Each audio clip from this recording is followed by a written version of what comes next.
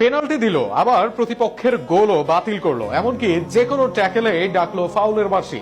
আর্জেন্টিনাকে জেতাতে চেষ্টার কমতি ছিল না ফিফার। আর্জেন্টাইন ভক্তরা বলেন তারা সুবিধা পান না, কিন্তু মাঠে দেখা গেল উল্টো চিত্র। আর্জেন্টিনার জন্য ফিফার প্রচেষ্টা নিয়ে থাকছে প্রতিবেদন। গত বিশ্বকাপে আর্জেন্টিনা দল পায় 6 পেনাল্টি। এই আসরে তাদের প্রাপ্তি 3টি পেনাল্টি। আর্জেন্টিনার চেয়ে আসরে বেশি পেনাল্টি পায়নি আর কোনো দল।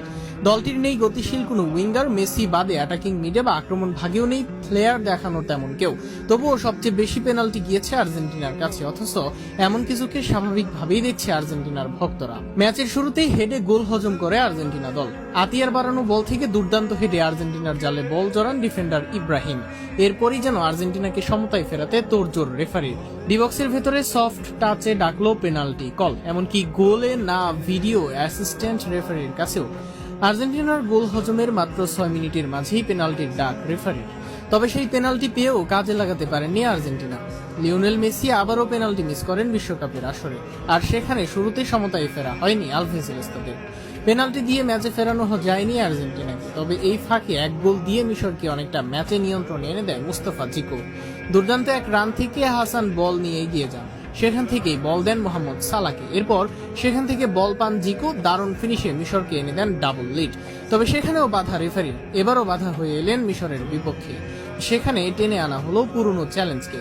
বলা হয় এই গোলের বিল্ড আপে ছিল ফাউল, অথচ এই বলেও ছিল না ফাউলের তেমন ইঙ্গিত। আর সেখানেই আরো একবার সন্দেহ যায় ফিফার দিকে। এর আগে অস্ট্রেলিয়ার বিপক্ষে ম্যাকালিস্টারের বিল্ড আপ থেকে গোল পায় আর্জেন্টিনা, তবে সেখানে কোনো ভাবেই যায়নি রেফারির, এমনকি সেই ফাউলেও ডাকা হয়নি ডাক। তবে এবার যেন প্রতিপক্ষের সব গোলে দেখা যাচ্ছে ভার। 51 মিনিটে ফাঁকায় বল পেয়ে রান নেয়ার সুযোগ ছিল সালার, সেখানে আটকে দেওয়া হয় ফাউলের কলে। এছাড়া একাধিকবার সফট টাচে ডাকা হয়, ফাউল দেওয়া হয় সুবিধা। ম্যাচে যেন আর্জেন্টিনাকে জেতাতে সব ধরনের প্রস্তুতি ছিল রেফারির। ম্যাচের ফলাফল বদলে দিতে যে চেষ্টার কমতি নেই রেফারির, সেটাই দেখা হলো আরেকবার। এরপরেও আর্জেন্টিনারা বলবে ফিফা কোনো সহযোগিতা করে না তাদের। অন্তত এই ম্যাচের পর এমন কথা বলার আগে 2বার ভাবতে হবে তাদেরকে।